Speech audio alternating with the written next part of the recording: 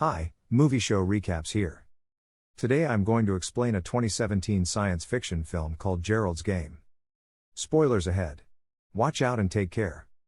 Gerald's Game is a 2017 American psychological horror thriller movie directed and edited by Mike Flanagan. The movie is about a romantic couple goes on to spend their holidays by the lake to mend their relationship. However, there happens a twist in the story when the husband dies of cardiac arrest while making out with his wife, leaving the wife on the bed with her hands tied to bedposts. Now let's see whether the wife can free herself and go away because there is no one around the house for miles to help her. The film begins with a couple named Jessie and Gerald going on a romantic getaway far from the city at an isolated lake house in Fairhope, Alabama. Gerald packs a bag with some clothes and a pair of handcuffs.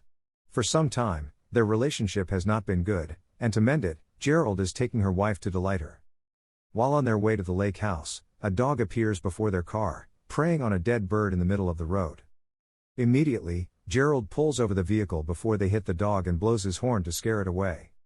Jessie feels sympathy for the dog, saying it is starving and they should wait until it eats the dead bird, but Gerald drives forward anyway. As they reach the lake house, Jessie checks out the fridge to look for anything, and she finds a raw steak, whereas Gerald is busy preparing for the upcoming night and taking pills, namely Viagra, which is used to treat erectile dysfunction. Jessie flaunts a brand new night dress, hangs the tag on a shelf above the bed, and then executes some seductive positions before bed. Gerald decides to take another pill of Viagra, but he keeps his glass of water on the same shelf as before. He uses one handcuff on each wrist of Jessie and locks them to the bedposts to bind her. She seemed to be somewhat taken aback by this, but she continued anyhow. He starts carrying out his dream of raping a stranger and tells her to cry for assistance, even though he knows that no one will hear her. She complies half-heartedly at first but quickly realizes that she is in an awkward situation and tells him to desist and uncuff her. His response is, "What if I won't?" Jessie is left in handcuffs when suddenly, Gerald passes away from a heart attack after a damaging fight in which he accuses her of not even attempting to restart their relationship. His body falls over Jessie's, and she screams for him while telling him to do whatever he wants, but he does not respond as he is dead. After he does not respond, she pushes him off the bed with her legs because her hands are still handcuffed. She yells at the top of her lungs for help, and when she looks at Gerald's dead body, she sees blood flowing out of his head. Seeing the blood, she becomes terrified and yells with as much energy as she can for help, but to no avail, as the lake house is far from anybody. She screams helplessly for several hours, her hand fastened to the bedposts. Suddenly, she hears the sound of someone walking into the house, and her hope for survival is revived. Nevertheless, it is the same dog wandering in the house she had fed some time earlier. The dog seems hungry, and it walks near Gerald's dead body. Although Jessie tries to scare it away by pounding her legs on the bed, luckily, the dog goes away for the time being. Later, the dog returns and devours Gerald's hand while Jessie screams helplessly in the background. Soon after, the dog is gone with a piece of Gerald's flesh in its mouth. Jessie sees Gerald standing up, which makes her mad out of happiness, and she vehemently tells him to uncuff her and do whatever he wants. However, she realizes she hallucinates because Gerald's body is still on the floor. Imaginary Gerald blames Jessie for everything that is going wrong. Meanwhile, we see Jessie unlocking her hands and wandering around the room, but this is also a hallucination because she is still lying on the bed with her hands tied to the bedposts. Imaginary Gerald represents the negative side of Jessie, whereas imaginary Jessie represents the positive side of her. While imaginary Gerald blames Jessie and tells her she will die on the bed, imaginary Jessie encourages her that she will get herself free. Imaginary Jessie reminds the real Jessie that Gerald has placed the glass of water on the shelf, and she reaches out for it one way or another. But to her disappointment, she cannot drink water as the glass cannot reach her mouth because of her cuffed hands. Then, imaginary Jessie tells her that she had placed her nightdress tag on the bed shelf, which she can roll to form a straw to drink water, and she does so. Imaginary Jessie tells her not to drink all the water and to save some for later. She returns the remaining glass of water to its original location. Worn out, Jessie falls asleep, and when she wakes up, she feels the presence of someone in the dark near the window. She sees a deformed, obscure figure emerging from the dark who reveals a bag of bones and trinkets. She closes her eyes, saying the distorted figure standing in front of her is not real. A little later, when Jessie opens her eyes, she sees an imaginary Gerald stooping over her. He tells her the deformed figure is a real man, and his name is Moonlight Man. He says the Moonlight Man is her death, waiting for her. As the imaginary Gerald calls Jessie Mouse, she flashes back to her 12-year-old memory. In her childhood, her father, Tom, took the family to the seaside. The weather forecast expects a complete solar eclipse that day. Jessie, a 12-year-old girl, refuses to ride the boat because she fears the water, preferring to remain behind with her father. When Jessie sits next to her father and sees the solar eclipse, her father asks her to sit on his lap.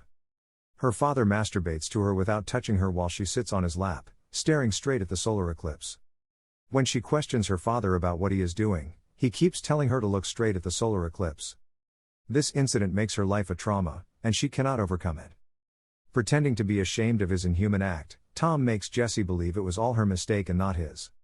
Indirectly, he threatens her that he should tell her mother, but Jessie stops him from doing so while she is screaming. The film returns to the present, and Jessie wakes up to see the dog licking her feet. She scares away the dog with her legs, but it does not go away and instead devours Gerald's body.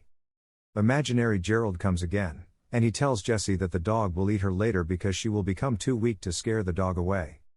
Gerald threatens her, saying that she cannot escape death and that the dog or the Moonlight Man will eventually take her life.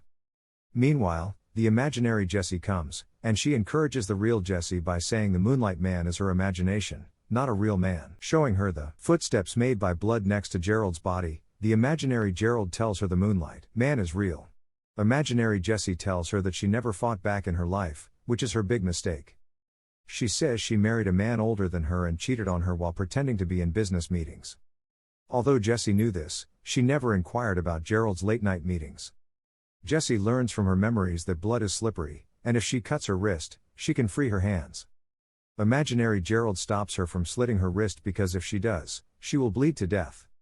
After all, she has too little blood left in her veins. She would rather risk her wrist than die on the bed waiting for someone to help her. Unwillingly, she reaches out for the glass of water placed on the bedside shelf above. She pours the water out of the glass while thinking and screaming, "This is the only glass left with her." She breaks the glass and cuts her wrist with broken pieces of glass. Crying out of pain, she freed her hand while the skin over the wrist peeled down. With her injured hand, she reaches for the key placed on the table to unlock her other hand. As her hand is injured, she keeps the key between her teeth and unlocks her other hand. She then rushes to the washroom, where she drinks water from the tap. After that, she opens a drawer and takes out bandages with her other hand. She screams in agony as she wraps bandages around her injured hand. Before she can reach for the car keys placed on a table, she faints. She wakes up a little later while the dog is devouring her injured hand. She hits the dog with her other hand and stands up, seeing the mutilated body of Gerald. After she takes the car keys, she sees Moonlight Man standing before her.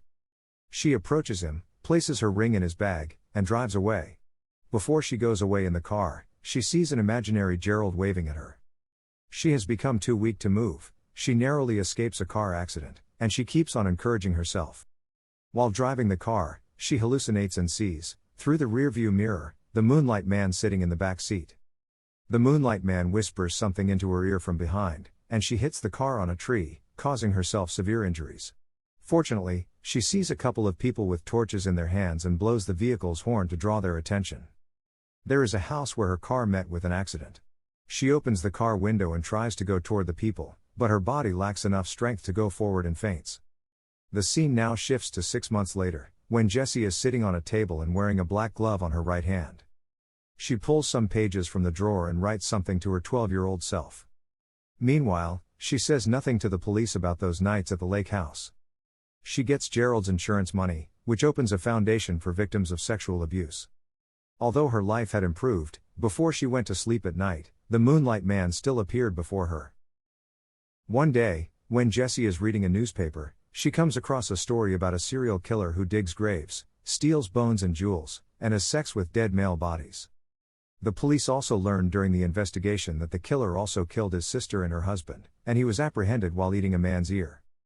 Because the killer has acromegaly, his face has grown disproportionately large. Jessie goes to the court during the killer's hearings, and the killer, who has spoken nothing since he was arrested, starts uttering that he is not real and is made from the moonlight. Before Jessie leaves the court, she says she found the killer much more significant than anticipated. If you like our efforts, kindly subscribe our channel and press the bell icon so that you don't miss our new video.